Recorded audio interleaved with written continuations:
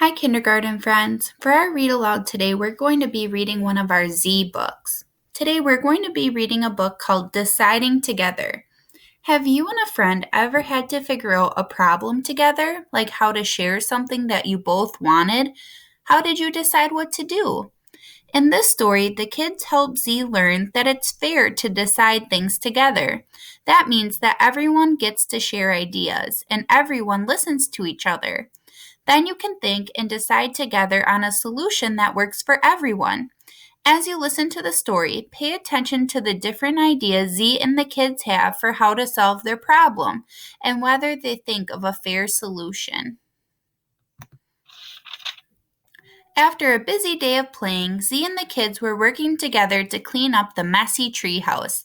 Z picked up puzzle pieces scattered on the floor and suddenly noticed something small, brown, and fuzzy.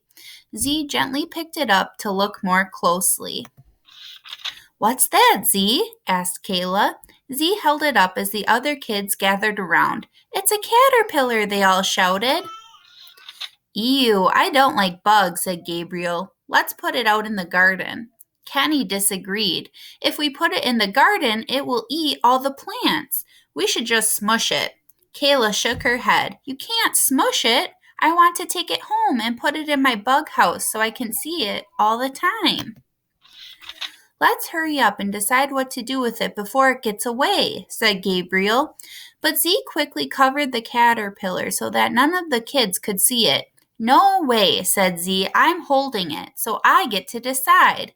I'm going to keep it here with me." Whoopsie. Z didn't know how to decide what to do in a fair way. What would you tell Z and the kids to do?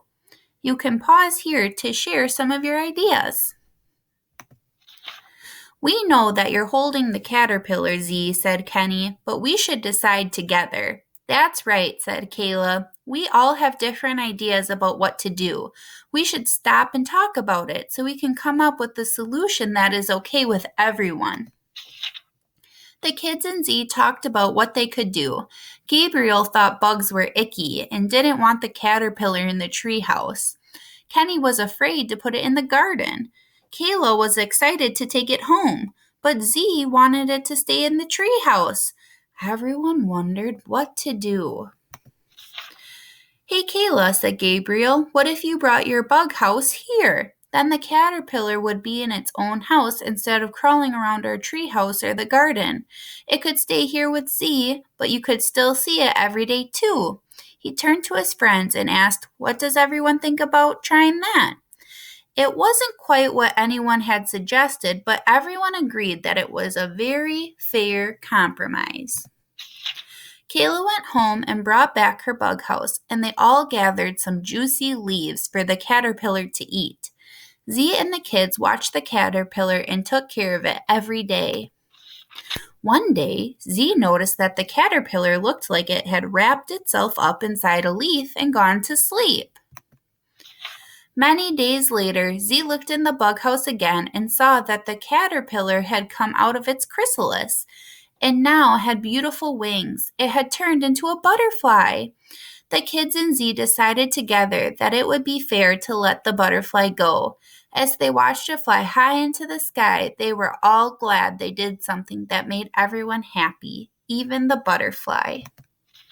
Z says, "Whenever we're together, my friends help me discover how children on Earth get along with each other."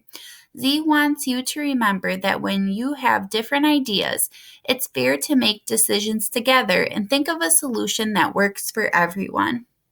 Thanks for listening to the Read Aloud today, kindergartners. I hope you have a great day. Bye!